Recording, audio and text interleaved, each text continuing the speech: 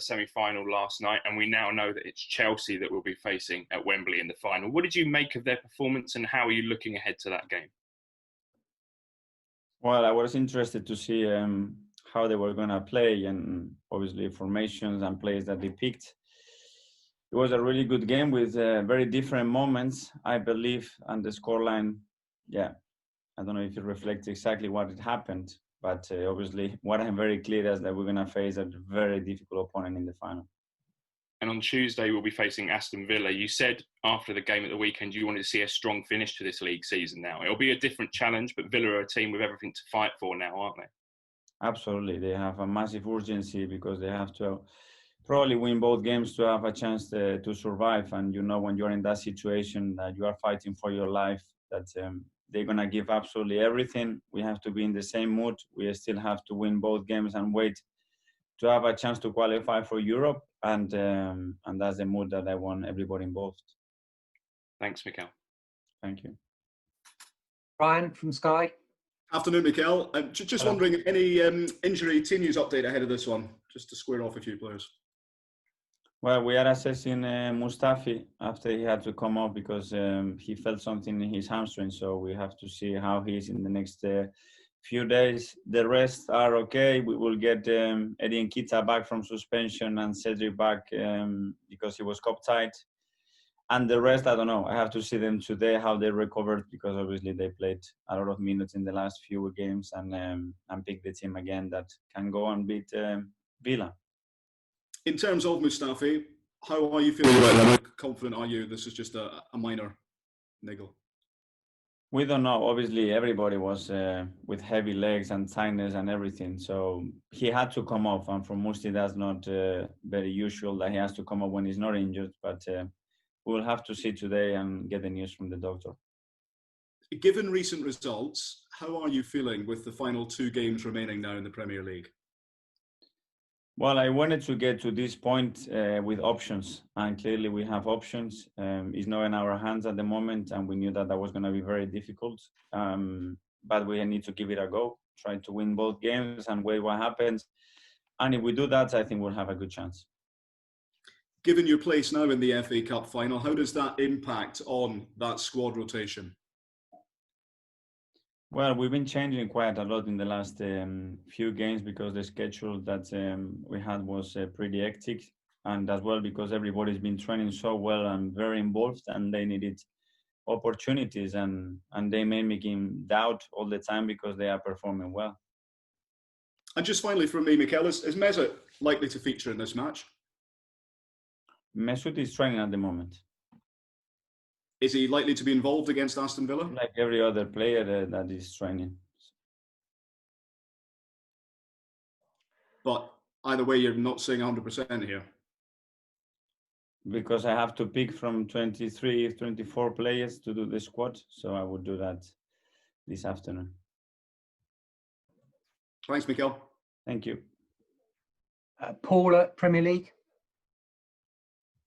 Hi, Mikel. You talked a lot after the game at Wembley about David Luiz's return to form 30 odd days after his the other City game. I wondered about Granit Xhaka as well, what you thought of his turnaround after his troubles earlier in the season and his attitude and his approach to training since then.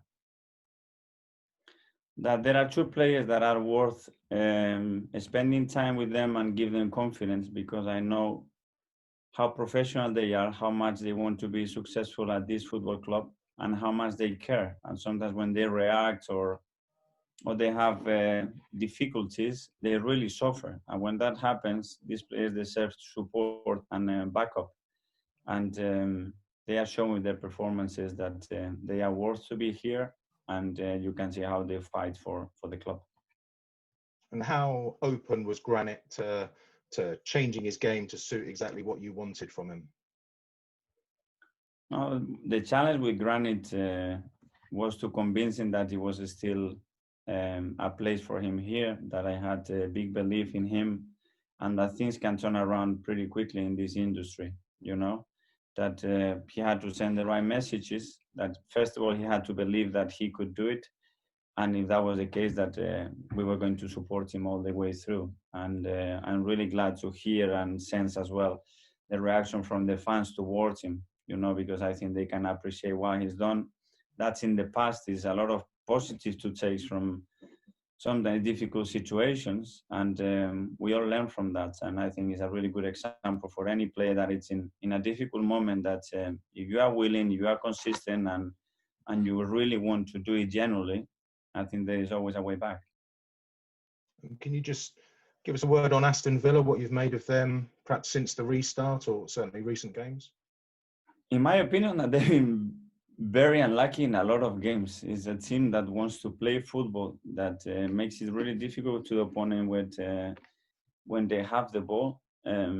I think the fans not being there in that ground, that is one of my favorites in England, to be fair. It's a big disadvantage for them, but that we really need to be careful that they are alive. And you can see that in the last few games that I watch of them, and that we better be ready. Thanks, Mikel. Good luck. Thank you. George at the BBC. Thanks, Mark. Hello, Mikel. In the last week, you've beaten probably two of the best teams in Europe. So is this a clear belief that the players are on board with where you're going? And how far can you go, do you think, if they all stick to where you're going and the direction you're going? Yes, all the credit to the players for the way they've been performing, and the way they've been believing in what we are trying to do. Obviously, this is a marathon. This is a long-term thing that has to be in place, and you have to do it consistently throughout 10 months. It's not good enough to do it in a week. So we haven't done anything, just won 2 games that give us a big boost, belief, and the sense that if we are all doing our best, we can compete against any team. But now we have to be consistent and do it every 3 days. The manager you're up against in the cup final, Frank Lampard, is in his first Premier League season. He's been backed by his board. They've allowed him to buy Timo Werner and Ziyech. Is that what you need? Do you need the sort of money he's had to spend in the summer to really go where you want to take Arsenal? Well, first of all, Frank, I think, is doing a really good job. He took a difficult situation after the ban that they had. Obviously, that context is different to ours. I'm happy to see him do so well, and I will face in the final, and I know the challenge will be difficult for both.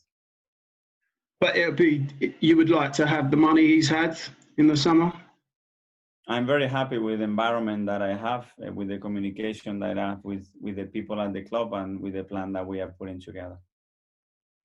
And just in terms of Arsenal playing out from the back yesterday on Saturday, that risky tactic really played off. But do you get nervous watching that at times?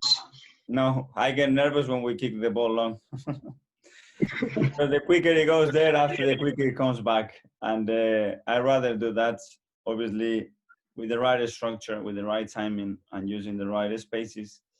But it's something that we have to do more often. Thank you very much. Congratulations. Thank you. Ian at TalkSport. Hi, Mikel. Congratulations on Saturday. Can you just talk to us about Kieran Tierney, what he's like to manage? Because he seems a very quiet individual, but yet he's fitted in really well. Now he's fit to your either back three or playing at left back. And with his age going forward, he looks a real player. I think I can talk like with all the staff. We are delighted to work with him. He's a joy of a kid. He's always willing to do more. He always wants to train harder. He wants to push himself more.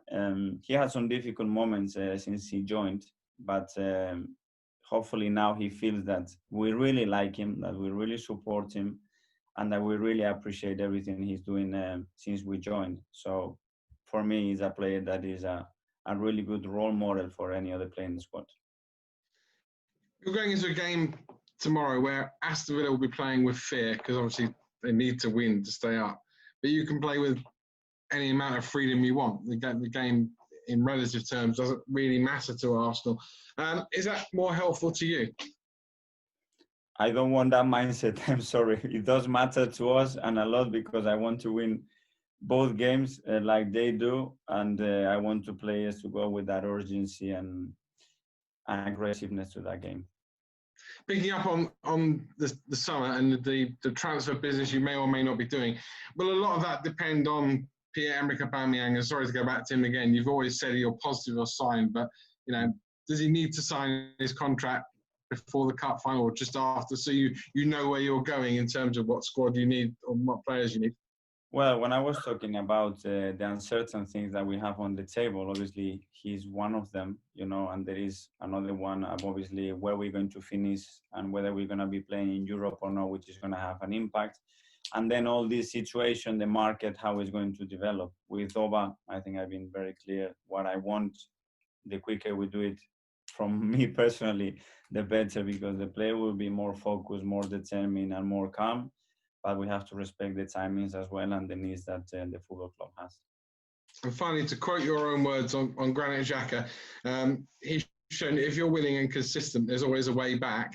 Does that apply to the two players at the moment who it doesn't seem to be a way into the team for, Ozil and Guendouzi? That applies for any player and any member of the staff or any player that works at the organization. Because if you show really that you're decided to do the best, not for yourself, but for the team and for the club, I think everybody will welcome you. And it's not just me, the one who has to give the green light. It's everybody that has to be supportive. And you need to feel as well that support from everybody, because it's a very uncomfortable situation.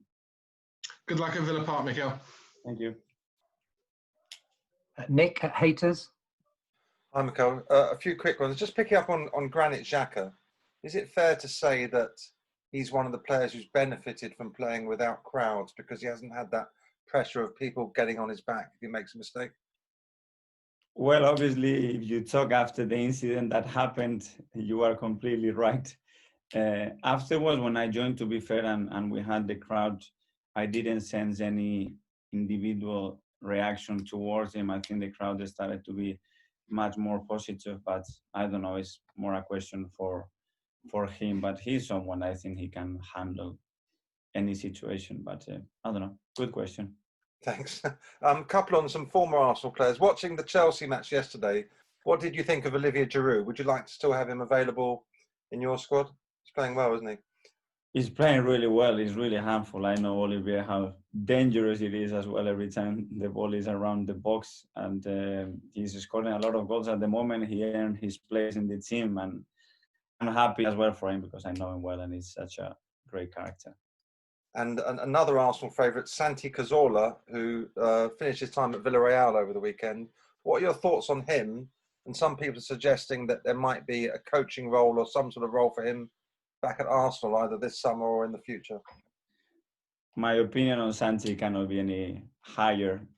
Personally, first, with the type of person he is and what he brings to that dressing room, and as well as a player, what he did throughout his career. About the coaching role and the future, we will see what happens right now. But he just finished. Let him enjoy that moment, and we will see what happens in the future. So it's not a discussion you've had with him anyway? Not yet. Okay. All right. Cheers. Thanks. Thank you. Thanks, Nick.